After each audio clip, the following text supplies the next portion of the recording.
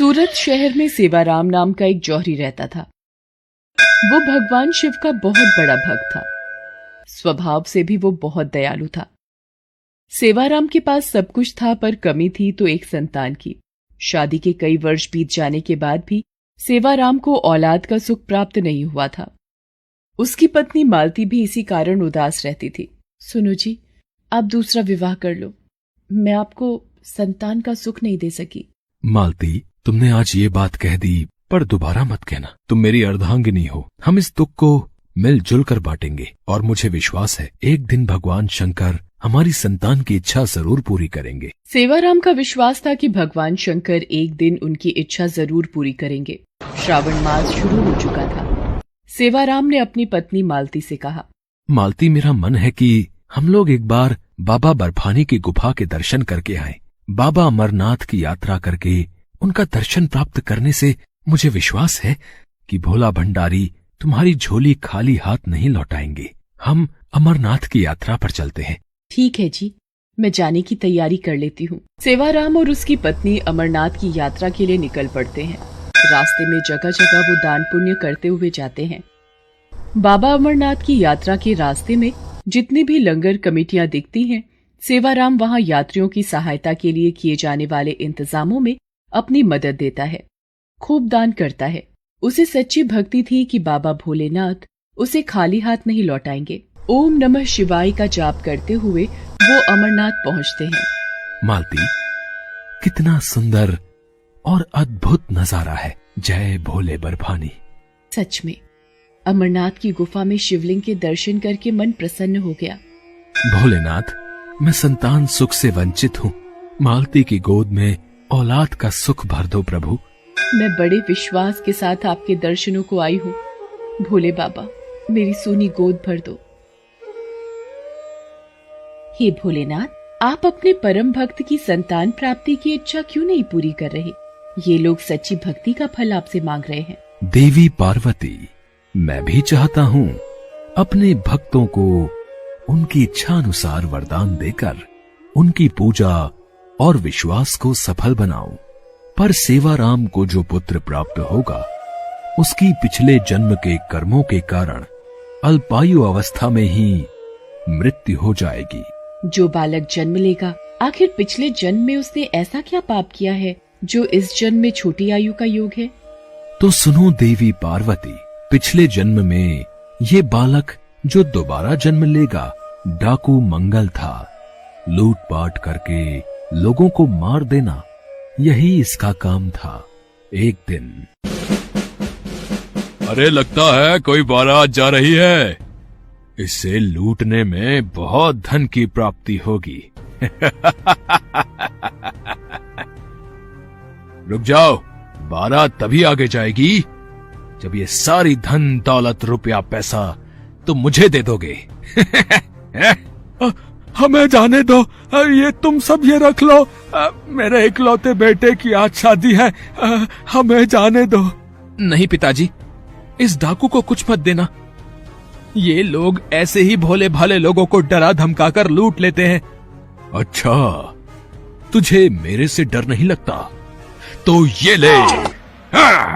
डाकू उस व्यक्ति के इकलौते लड़के को तलवार से मार देता है। जितने भी बाराती थे वो भी बचने की कोशिश करते हैं, पर मंगल सबको मार देता है। आज जैसे तूने मेरे इकलौते बेटे को तड़पा तड़पा कर मारा है, मैं तुझे श्राप देता हूँ, तू भी ऐसे ही तड़प तड़प कर मरेगा।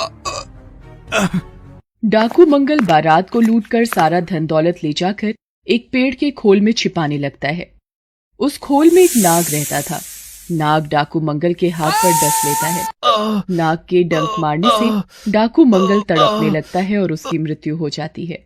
देवी पार्वती, जिस बालक को डाकू मंगल ने तत्काल मृत्यु दी थी वह उस वक्त 21 वर्ष का था।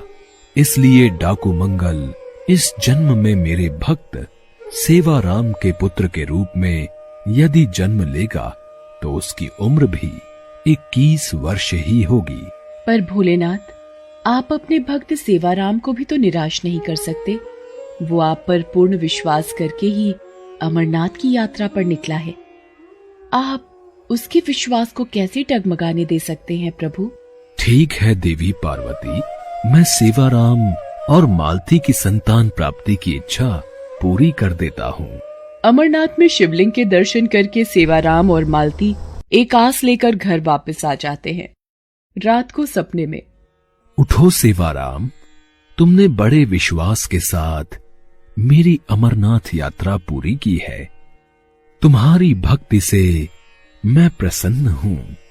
ठीक 9 महीने बाद तुम्हारी पत्नी मालती एक पुत्र को जन्म देगी, पर वह पुत्र सिर्फ 21 वर्ष तक ही जीवित रहेगा।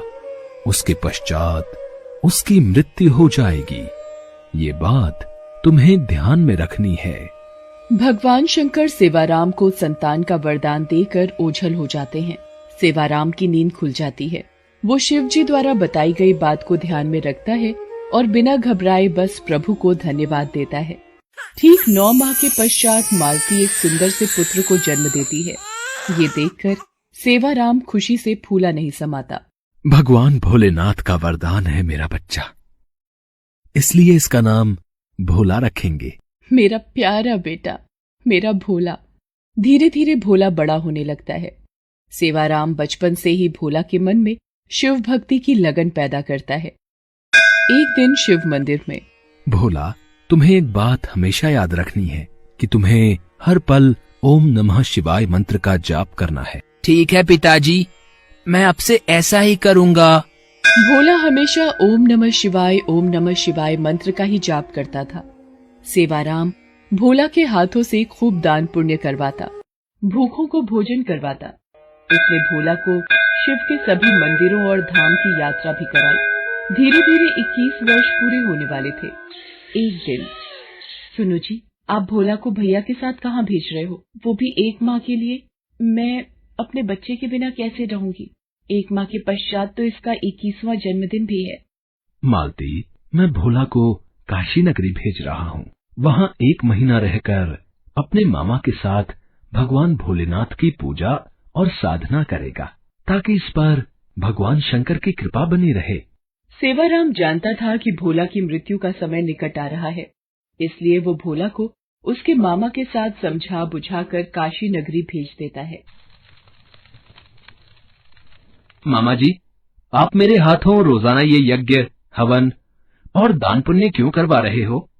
भोला, तुम्हारे पिताजी की आज्ञा थी कि 1 माह तक रोजाना तुम्हें यज्ञ और दान पुण्य के कार्य करने हैं। कल सोमवार है, तो कल तुम्हारी पूजा संपूर्ण हो जाएगी। भोला की मृत्यु का केवल एक ही दिन शेष रह गया था। उस दिन सावन का आखिरी सोमवार था। भोला पूरा दिन शिवलिंग की पूजा अर्चना करता रहा। अचानक वो अपने मामा से बोला, मामा जी, मेरी तबीयत कुछ ठीक नहीं लग रही। मैं कुछ देर विश्राम करना चाहता हूँ। ठीक है भोला, तुम चलकर कक्ष में थोड़ी देर आराम कर लो। जैसे ही भोला कक्ष में आराम करने के लिए पहुंचता है तो चक्कर खाकर गिर जाता है और उसकी मृत्यु हो जाती है। भोला का मामा रोने लगता है। भोला मेरे भांजे, मेरे बच्चे, अरे उठ, अरे ये अचानक तुझे क्या हो गया? तो कुछ बोल क्यों नहीं रहा? प्रभु, भोला ने इस जन्म में आपकी भक्ति के सिवा कुछ नहीं किया। वो जब से धरती पर गया है, आपकी ही पूजा भक्ति की है। फिर तो उसके पिछले जन्म के बुरे कर्म इस जन्म में मिट जाने चाहिए। आपके श्रावण मास के माह में उसने इतने यज्ञ और दान पुण्य किए। अपने पिता सेवाराम की आज्ञा का पालन करते हुए उसने सिर्फ अच्छे कर्म किए हैं। क्या अब भी आप इसकी आयु के संकट को दूर नहीं करेंगे? मैं जानता हूँ देवी, भोला ने इस जन्म में मेरी बहुत भक्ति की है, इसलिए मैं इस जन्म में इसका भाग्य बदलकर इसे लंबी आयु प्रदान करता हूँ। उठो भोला, उठो। भोला एकदम उठकर बैठ जाता है, जैसे उसे किसी ने नींद से जगाया हो। मामा, मुझे क्या हुआ था? ऐसा लगा मानो भगवान भोलेनाथ मुझे गहरी नींद से उठाने आए थे। हे शिव शंकर, आपकी महिमा अपरंपार है। भोला अपने मामा के साथ सकुशल घर पहुंचता है और सारी बात बताता है, जिसे सुनकर सेवाराम की आंखों में आंसू भर जाते हैं। मेरे भोलेनाथ, आपकी जय हो। आपकी लीला न्यारी है प्रभु। जय भोले बाबा की। ओम नमः शिवाय। ओम नमः शिवाय।